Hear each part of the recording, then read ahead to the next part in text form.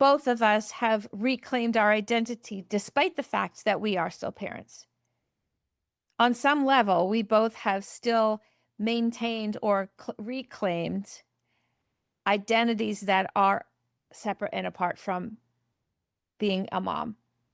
Not to diminish the roles that we have as moms, but that we have managed to also be autonomous adults.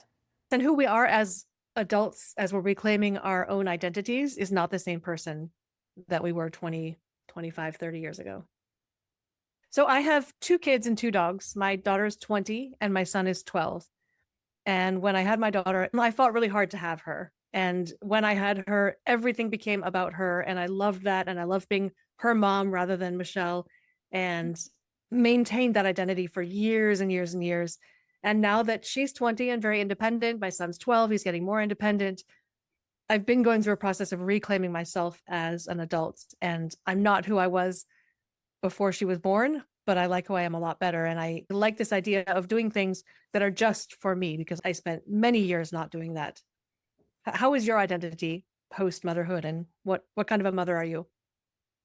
I have 4 kids. 3 of them are young adults, and I have an 8-year-old. So you do the math. My youngest was already well into her teens when I had my 4th kid. I adopted a child at that time. I was 49, 50. For the first many years of parenting, mom was my primary role. Actually, I also was a pastor. So my parenting has always been under the umbrella of more than one role. Back when I used to interview for pastor positions, they were still allowed, or at least nobody called them on it, if they asked the question, how do you balance being a mom and being a pastor? When nobody was asking the dad pastors, how do you balance being a dad and being a pastor? But it was a pretty typical question of female pastors back then. And so, what I would tell congregations or interview committees is that my family is always going to be more important. There will be times when the needs of the congregation are more urgent. And in those times, I will show up for you. All in all, I'm not going to stop being a mom so that I can be a pastor. And no one was expecting the dads to.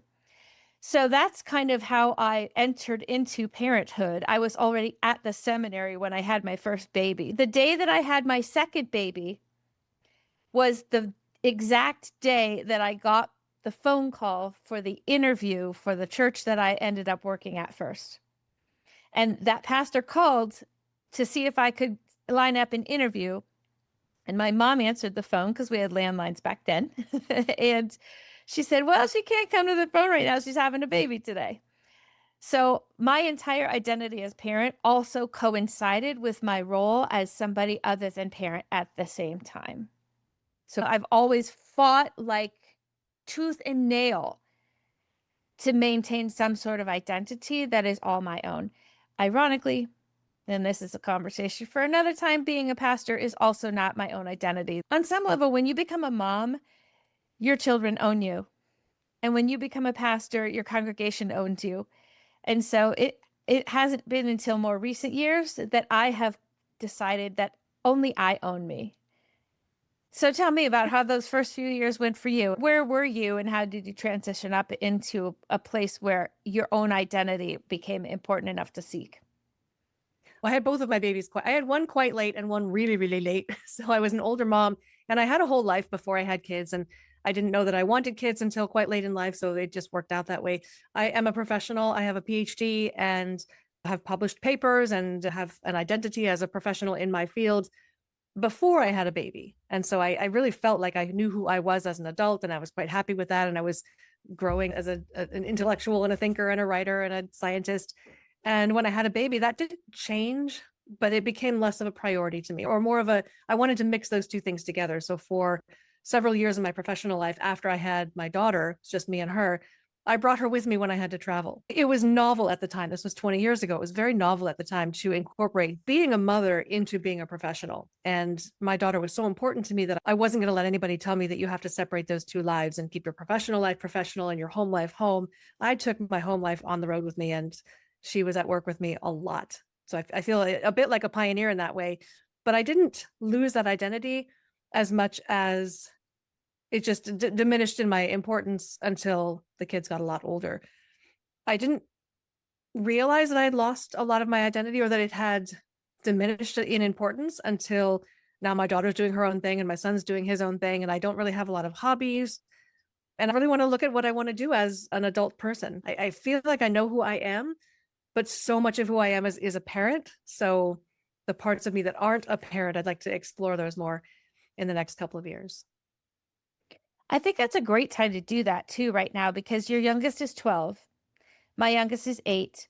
You and I both have time to still be full-time parents as we develop and nurture and cultivate the lives that we want to have when our kids are older. And I think part of that comes because we have kids that are older. We already kind of know what that empty nesting yearning feels like. And so we can move in that direction and take steps that we need to take to get there while also enjoying the last few years of our kids being little. I do have some friends who have empty nested, and it seemed for them so sudden and so dramatic because they had all their kids together, which is more common. You have kind of all your kids together and then they leave, boom, boom, boom. And then you're stuck with like, oh my gosh, a lot of them have, I'm married to somebody. I don't even know that person. I don't even know this person. So how am I supposed to know that person? How are they supposed to know me? We don't know who we are. And so I feel like that transition has been much more challenging for some because of just how sudden it seemed, where I feel more like I have time and space as an adult to figure this out, to figure out who I want to be. And to be that person now, not just to wait until that happens, not to wait until my kids, all of my kids age out. Recognize that it's okay, even when your kids are babies, to carve out some time just to be me apart from a role. So I have a unique perspective on the kids moving out. Boom, boom, boom. I can imagine if they're 2 years apart, you have 3 kids. That's a good 7, 8 years where all you're doing is preparing the next one to leave the house. And that's a very busy place to be. And at the same time, you have younger teens. I can imagine that would be a very big chunk of a decade. For me, though, my kids are 8 years apart and my 20-year-old still lives at home. So there's no empty nesting, even though there's a great transition that she's not here very often. I still see her a lot. So it's a really easy way to transition. The other perspective I have is that I live in Canada, and it's much more common in Canada for kids to stay at home until they're 24, 25 years old, until they get out of university and decide what they want to do next, or even out of grad school. It's very common and acceptable for kids to live at home, and they've got the freedom to come and go. Obviously, there's no curfew for a 24-year-old, but they have a safe place to be. And it's not a stigma to be too old with your parents at your parents' house. And so this is a much easier way to transition then. It doesn't make sense to rent an apartment 3 blocks from your parents' house and spend all that money when you could have the same kind of freedom and a little bit of food and laundry and living at home. So I think that's a different way of living life. In the US, kids are expected, at least in our socioeconomic demographic, our kids are expected to leave when they're 18 to go to college. And they kind of come back to visit, but that's about it. And that's not the lifestyle that my family is leading. I would say that is shifting in the States because it is much, much harder for young adults to be able to afford to live on their own.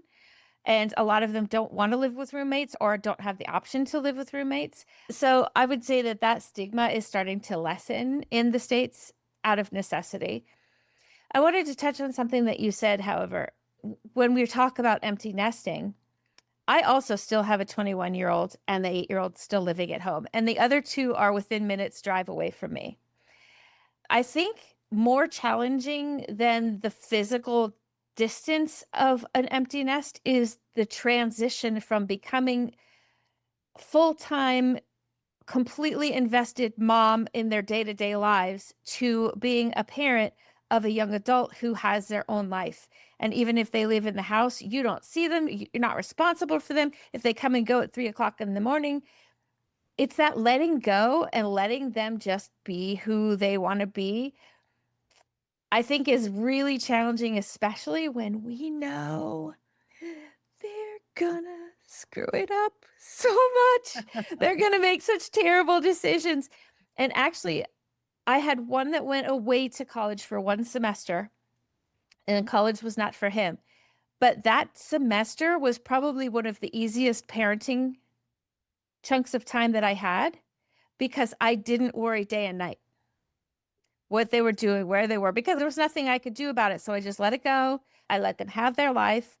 I kind of do that with all 3 of my older ones now, where they just sort of come and go. But watching them make mistakes and not correcting in the moment, like transitioning from everything is a teachable moment to letting them be adults, that was a real transition. And that's happening at the same time as we are trying to cultivate a life for ourselves that we haven't yet had. And we are making all of our own mistakes as we navigate through that interesting transition. It's interesting. As a mother, I think we have a genuine identity as a mother. So it's not like we lose who we are, we just become something different. And it's a little bit what you're saying right now, that that identity is that everything needs to be a teachable moment because someday they're not going to be here for us to teach. And it's really painful to watch them make mistakes and to fail. And I know how necessary that is. But our identity is the carer and the crafter of the world around this kid, or the way this kid is going to grow up. And I think that extends beyond our identity as the carer and the giver. I actually, right now, someone was asking me today, what are my hobbies and what are my sports that I like to do? Because I played basketball when I was a child. And I said to them, my activities are watching hockey and watching baseball, and my sports are watching hockey and watching baseball. It's genuinely how I love to spend Yeah. my time. And I'm fine with that. And that works for me today. But someday my kid's going to be too old to have me driving him to practices and games, and he's going to change to a different sport, or he's going to move away, and I won't have that. I'm not going to go watch another kid play hockey. All due respect, it really is about my own son and his friends. But it was so funny to me that my sport is watching hockey because I like watching my son and his team. I'm in a little bit different phase of my life because the activities that my 8-year-old is involved in are almost exclusively at school rather than outside of school because he's significantly disabled. So he is not going to be in little league baseball or any of those sports. And he hasn't yet aged up into an age where there are sports for disabilities locally. A lot of those are for adults with disabilities, and there are some in the cities, but they're much further out. And because he's pretty significantly blind, he can see lights and colors and sort of make out shapes, but he can't really see much. So his favorite thing to do when he's at home is he has a safe spot on the couch that he plays, and all his toys are around him, and he rotates through those toys. He's not a kid that's up and moving and getting under my feet when I'm trying to cook and following me into the bathroom. He's a very stationary, quiet kid. And so I don't have those other things that draw my attention. So I do have some capacity, some time, and some space because I like to do crafting. I like sit on my butt crafting, right? I like crocheting, I like embroidery, and all of those are things that I can sit on my butt in the couch next to him and do. And then he can reach over anytime he wants my attention. He can talk to me. I'm right there. So I actually have time built in to work on my own hobbies while I'm also present for my kid if he needs me. So I love that you said he's a stationary and quiet kid, because my nephew is not a quiet kid. No, you're But right. he It's makes not. joyful noises constantly, and I just adore that. Beyond that, though, I feel Good like point. we're talking about who we are, our own full identity, which is complex and dynamic. A piece of your identity is a special needs mom. I think it's a pretty big Yeah. piece of your identity, and that's Yeah. not only appropriate but beautiful and a lovely identity to have. And I think a big piece of my identity authentically is the sport mom. Yeah. My daughter played no sports, and so it really is driven by my son. But being a sport mom is a big part of my identity. I love to volunteer. I love to go to the games. I love to participate as much as I can, learn about equipment, and talk to other parents. But there's nothing wrong with that. As my son gets older and separates from his need for me, which is the appropriate right thing to do, I want to be able to fill in that identity with something that I really enjoy just as much. And I think that's what we're getting at. And I don't love crafting.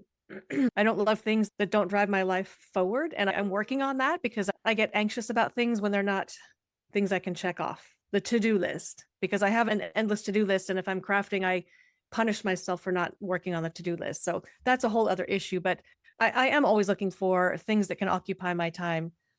No, not things that occupy my time, for things that fill in that identity more and more as my son gets more and more independent. I think you touched on something too that we haven't yet brought up, and that is that our identities as moms, for the most part, I don't think any moms that I know would regret or resent that. Part of the issue was transitioning from being fully invested as a mom into being autonomous adults with our own hobbies is that we love being mom. We love that time. Even when my kids were in sports, I loved sitting at baseball. I never felt like sitting at the baseball park for 3 hours was a waste of time because it was something I loved. And so part of the challenge, I think, is not just to find what we like to do, but learning how to let go of the thing we love so much out of necessity because our kids do grow up. There's no reason that we have to continue to be present 24/7 to our teenagers and our young adults, even though we want to. So I think that's part of the challenge is just how much we love that role. And it's hard to envision finding something else that fills that depth of how much I loved that. And I think that's the journey of reclaiming our identity. So in Quebec, where I live, high school starts in seventh grade. So my 12-year-old is in high school, and it's a big transition from elementary. And there was just this huge jump in independence this year for my son. And he took it no problem at all. He's like, oh, it's the same exact thing as elementary. He had no problem at all. He adjusted to things that I thought I would have to work with him on. And the bottom line is that he needs me so much less right now. And I had a really hard time with that. And I think a big piece of that is who am I when he doesn't need me as much? And that's the journey that I'm on right now of reclaiming my identity. I've got friends, I've got a home that I like to work on. So there are things that I'm doing, but those are more things that I do. They're not identities. And I think that's the next step of that journey is not just filling up my time and my attention, but finding out what do I really love? What do I really want to contribute to this life? Yes, I agree 100%. Crafting for me is something I do. It is not who I am. So, yes, I think the big question in front of us is how do we discover who we are? And the thing is, I think that some people think that when you become a parent, then you fully invest in being a parent. And then when your kids grow up and they leave or they do this living at home, but you never see them thing, is that you are trying to find a way back to that person. And that person doesn't exist anymore because that person now has decades of growth as a person and as a parent. And so it's really not as much of a reclaiming something that was as a reforging something that hasn't become yet. That's such a great point because there are many things that I did before I had kids that I don't really have interest in or maybe even capacity to do anymore. I played basketball a lot. I'll shoot baskets with my son, but I'm not playing basketball on an old No. mom's basketball team.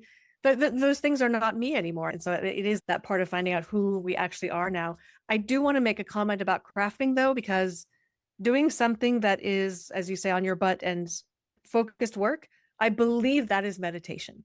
I hate meditating. I hate sitting there and Yes, closing my thank eyes you. and thinking about something, but I love games on my phone or games on the computer. So my playing games is my meditation. I really believe that's what that is. And I think for you, crafting is your meditation and it's extremely important and beneficial to life. So just wanted to Thank put you. that on I there. appreciate that. It is something that I do. And it's not traditional meditation in the sense of like quiet and clear your mind. It's for me more process my day. That's how doing something with my hands is how my brain processes my day and puts the things in the categories where they belong so that I can put them on the shelf and leave them be and start my day fresh tomorrow.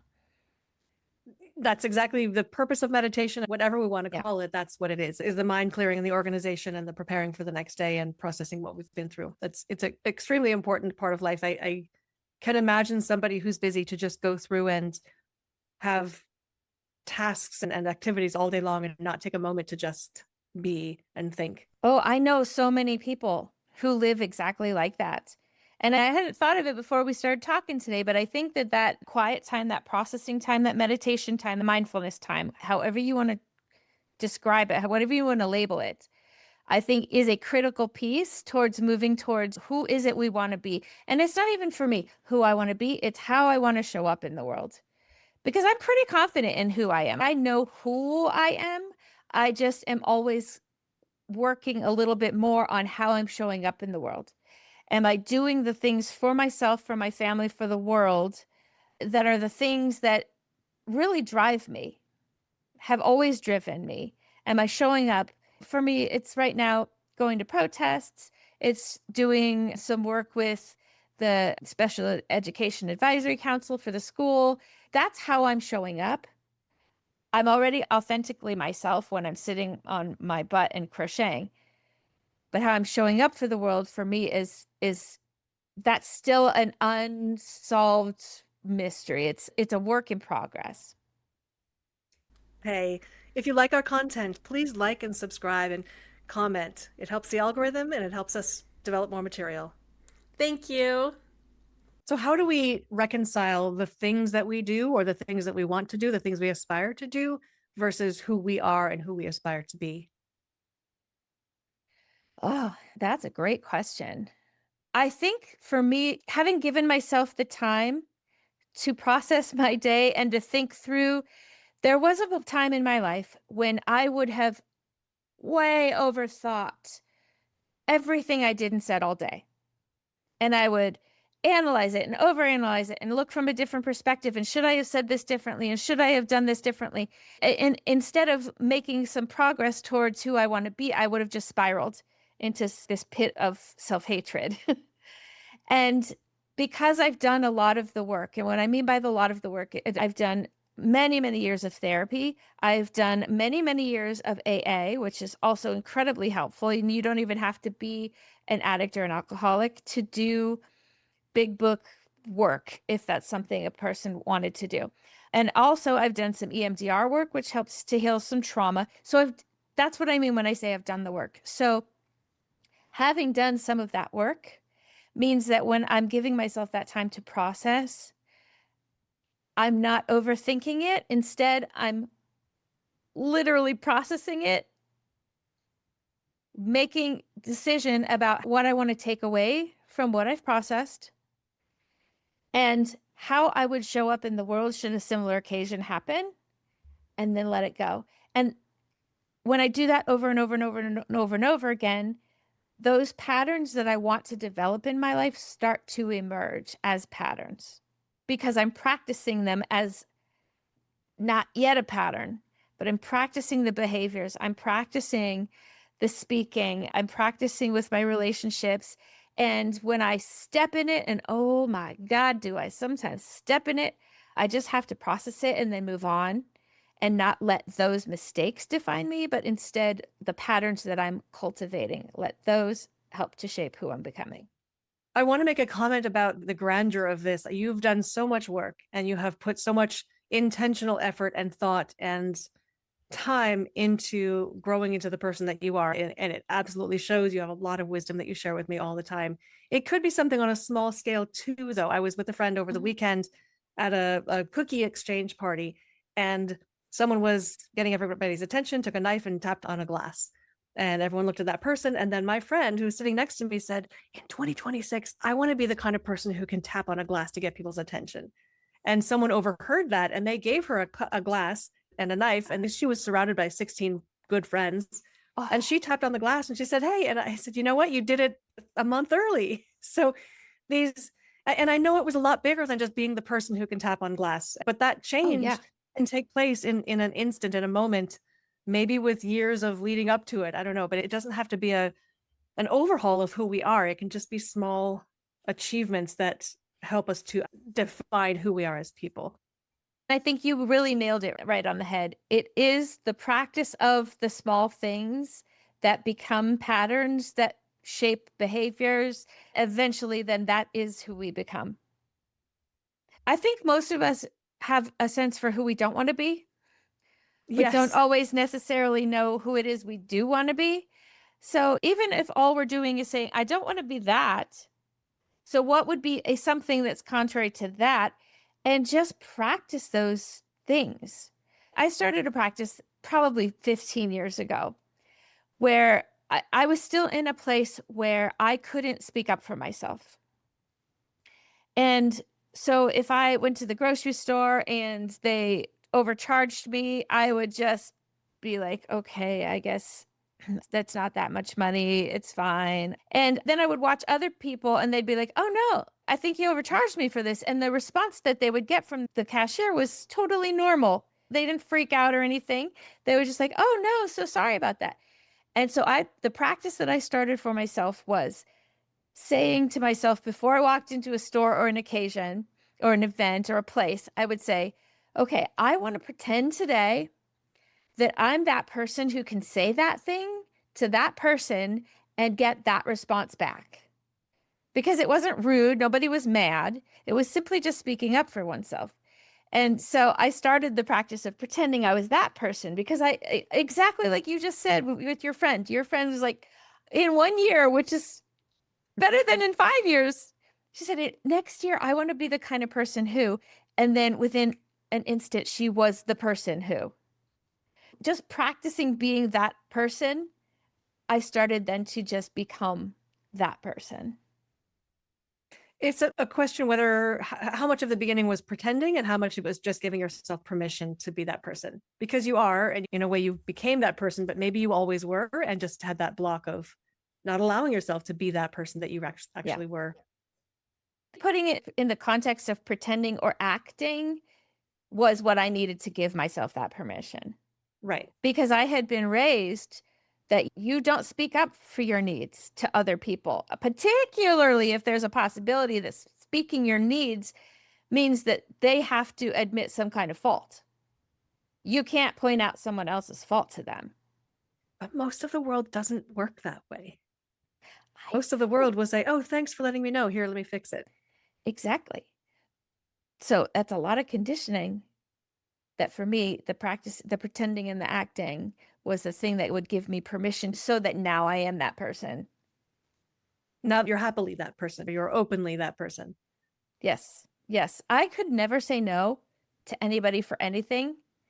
And now someone asks me to do something and I'm not into that, I simply can say, oh, no, thank you.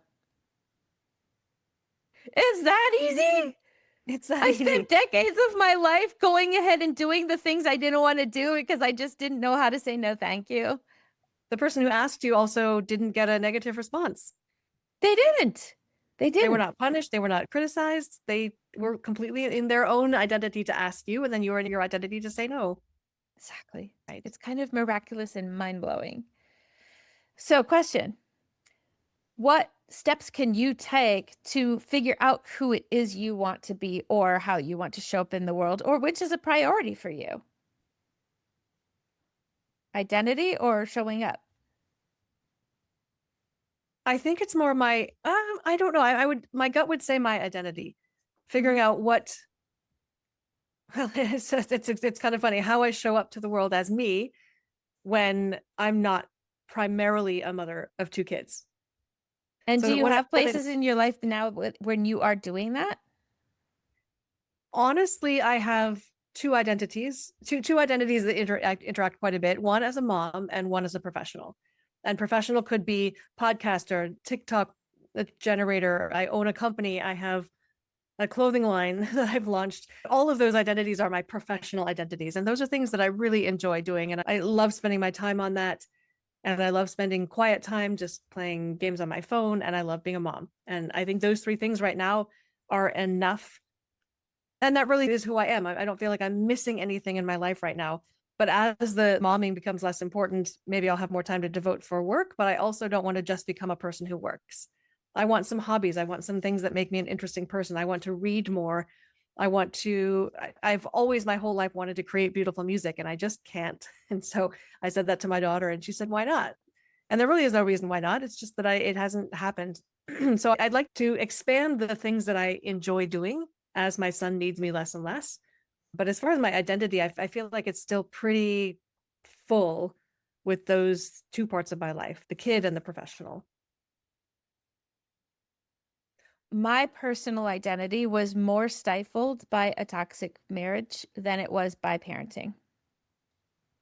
So I did a lot of that work that we're talking about doing when I separated from my now ex 4.5 years ago. So yeah. Yes. So I have spent a lot of these last 4.5 years taking those steps. And for me, what that really has measured up to is deciding in little moments like that who I want to be. Do I want to be a person that responds like this or like that? And then practicing it.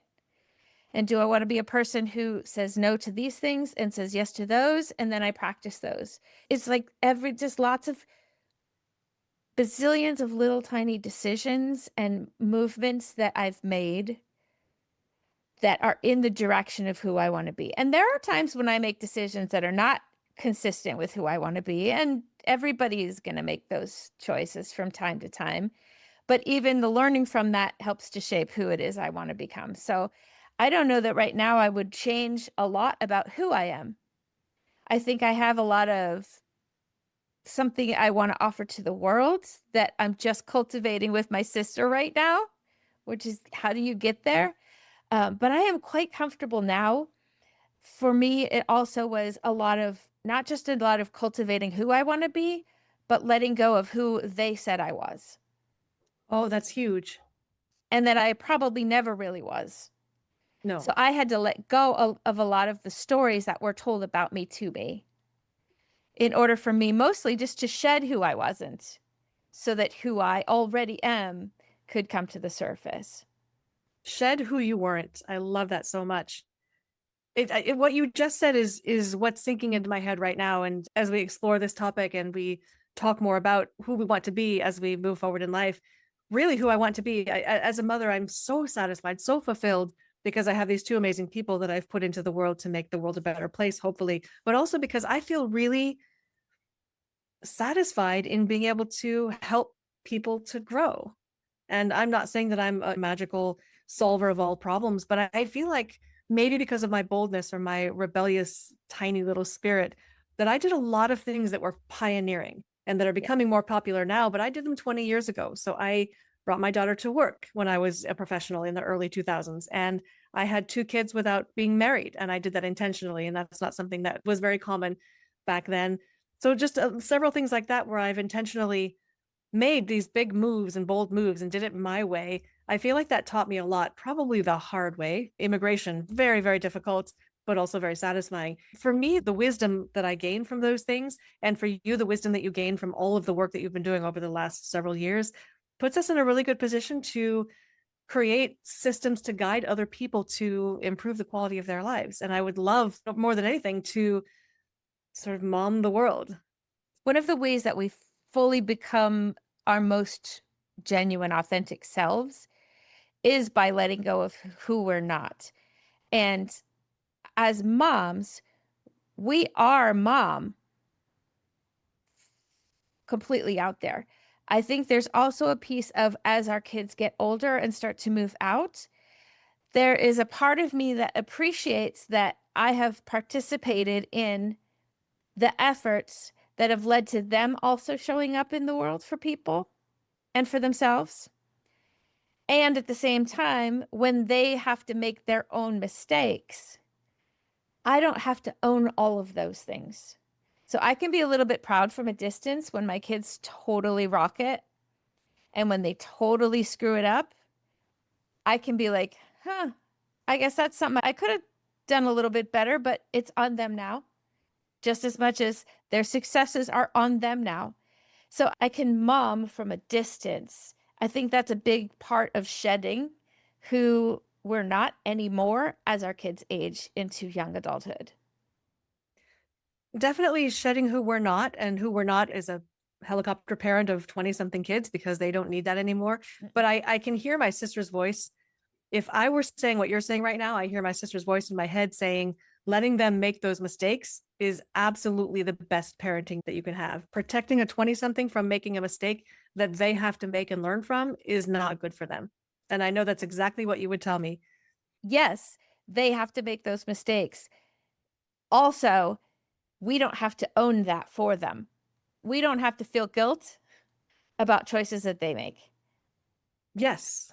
Yes. And that's a way of opening up our identity to what else are we going to be besides the one who's constantly worried and guilty and blaming ourselves or in a quandary as to how much we're going to help them when they It's make a a mistake. it's a really difficult transition because when they are 8 and 12 and even 14 or 16, part of parenting is seeing the train wreck coming and helping to give information that might help them make a different choice before the train wrecks. In their 20s, you just have to stand back and watch it. It's a There's very probably not difficult transition because if you didn't do that with your 8-year-old, that would be bordering on neglect. Like if you just let your 8-year-olds, and I'm not talking about learning, like they can climb a little bit too high and then they fall down and, get a scraped knee. I'm not talking about that kind of stuff. I'm talking about train wrecks. I'm talking about if your kid at 8 is going to do something that could irrevocably change the course of their life and not in a good way, you'd step in.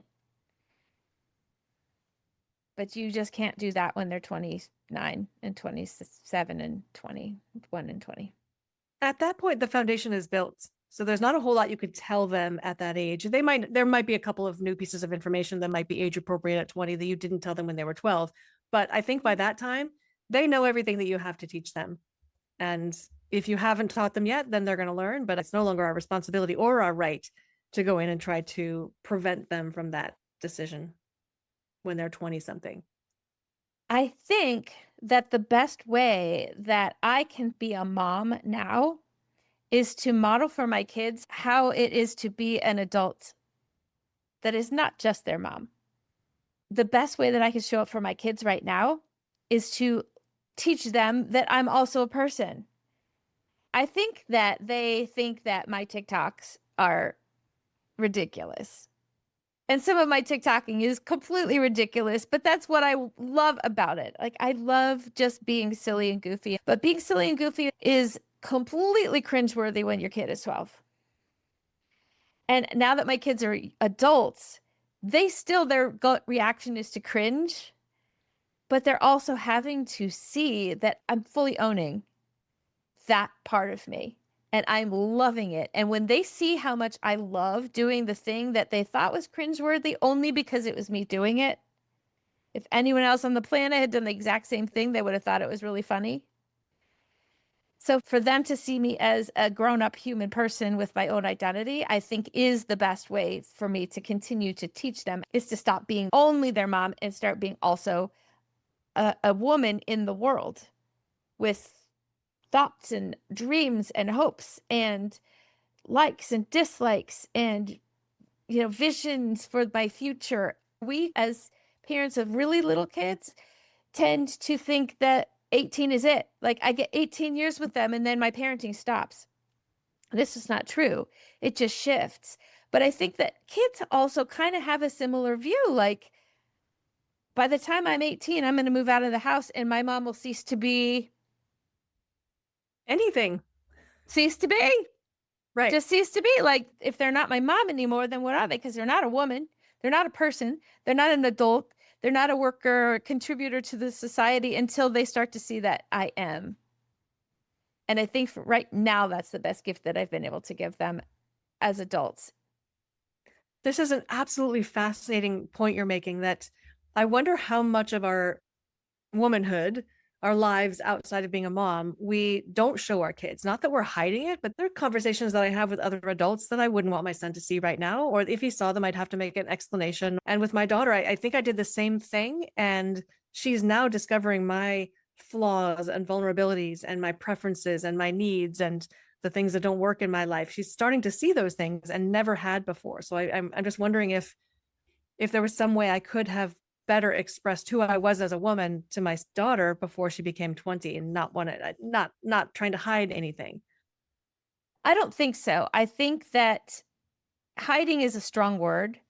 I think Yes. that having some boundaries that still separate that we are a parent and you are child when they're 12 is the right thing to do.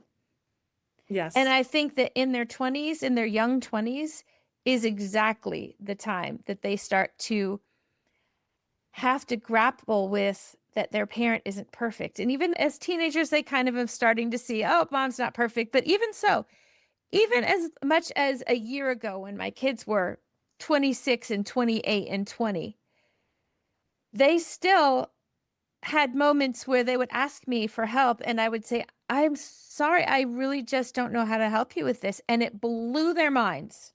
Right. What do you mean you can't fix this? You're my mom. How do you not have the ability to fix this? And I just don't. You're exactly in the right age where she is supposed to figure out that you're not perfect. And once they get past that, I think is when they can start to see us as adults. I don't remember seeing my mom as a woman until I was probably in my 30s or 40s. She was just my mom. She always was.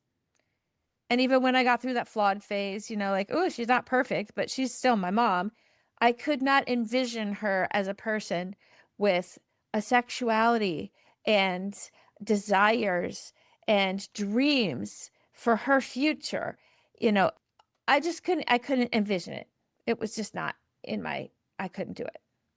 I want to go back and take a look at the word imperfect or flaws, the words that we're using around showing our children who we are as people. I think that's a misnomer. I think there are things that are appropriate to show our kids in their 20s that show that we are fully human, that aren't flaws or imperfections, like our needs and our preferences and our wants. Those are all things that are perfectly normal and acceptable and wonderful about our lives, about who we are, that I might not show my son, right? Really prefer to have a clean kitchen, right? And sometimes when they were babies, I would just clean the kitchen. I wouldn't expect them to do it.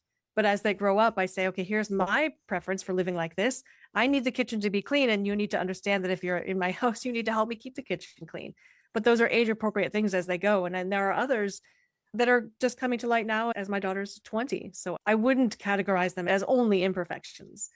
Vulnerabilities, emotions, all of those things are normal and perfectly lovely and not something I would share with a younger child fully.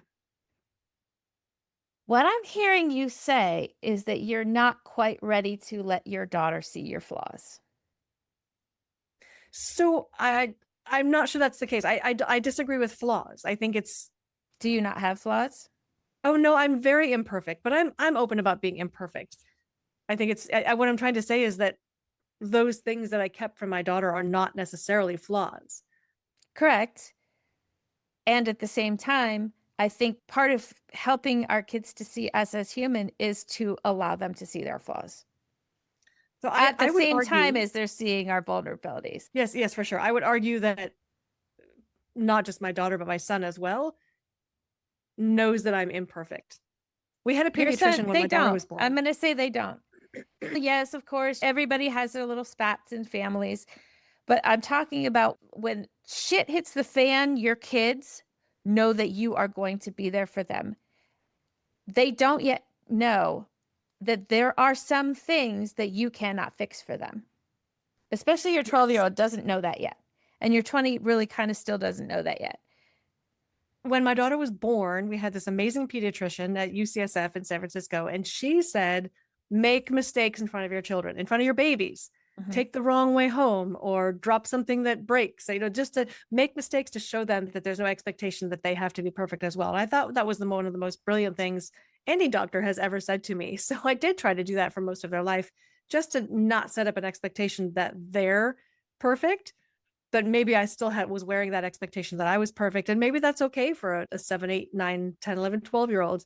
I don't think that I do that now with my 20-year-old. I think she knows a lot of who I am and a lot of my imperfections and all of the other lovely things about personality that I wouldn't show my 12-year-old. Great. However, there are incidences where it does happen. So I was driving my car, the gas gauge doesn't work, and I'm very careful about how many miles I drive between getting gas. And it has recently here where I live gotten very, very cold. And I haven't looked it up, but I'm certain that the gas gauge went down faster because it's cold out. And I don't know the science of that. I'm going to look it up, but I'm sure of that because I was careful about how many miles I had left to drive. And I did not have those miles left to drive. And so we were going on a very, very big intersection and ran out of gas smack in the fuck middle of that intersection. And there are 3 lanes this way, No. 3 lanes this way, 2 lanes this way. Oh no, And they're girl. honking at me. And my son is calm as can be, but I had a little panic attack. I'm like, I don't know what to do. And I picked up my phone. Who am I going to call? And then I opened the car and I'm like, no, you stay in the car. And then no, you get the steering wheel and I'll push the car. And I had a little bit of an imperfect moment. And those are the kinds of things that I think are wonderful for him to see. And eventually we solved it. And we got some people to come over and push the car and everything. And then I went to go get some gas. So we solved it. And I feel like the end of that was a really good moment because he saw this imperfection that we still got solved. So it's a good middle ground. Amazing. I love that. I think that's exactly what I was talking about, is letting them see those moments, letting them see those, and not later on trying to make excuses for it and trying to make it seem like that incident was not okay. And I didn't try to get like, past it too "Ooh, that fast. didn't feel great, but you know what? I reacted how I reacted." Right, exactly. And we talked about it later. Exactly that this was a genuine reaction to a really scary situation. And I think those little ones that happen along the way when they're 12 are exactly the thing that's going to help them when they're 20 and then when they're 25 and then when they're 30 to get to that point where they're like, "Oh, I'm going to put all these pieces together and I'm going to see this whole autonomous, sometimes flawed and sometimes just vulnerable person that is also my mom." Who is becoming even deeper of a person because she's reclaiming some of her own identity as other than my mom. In addition to my mom. I've been thinking a lot at this time of year about traditions, not just family traditions, but things that we like to do. When my daughter was born, we had a whole bunch of really strong traditions. And then I had my son, and then we moved to a different country. And so we had to let go of a lot of traditions. And in this time of year, when it feels like we should be doing those things that we used to do that we just can't do because we're not there anymore, it feels like a good time to think about how do we decide which traditions we really need to hang on to, and how do we decide which traditions we can let go or have to let go, and how do we do that without letting go of our roots? So I think in particular, people who are going through major life transitions like a divorce or a kid moving away to college or empty nesting, those transitions naturally lead to the necessity to change some traditions. And I think that trying to make those changes at those times feels like a double loss because you lost either the person or the relationship or the consistency, and now you're losing a tradition. If you are liking our content, please like and subscribe. It's free. It helps the algorithm. And if not for us, do it for the dogs. Thank you.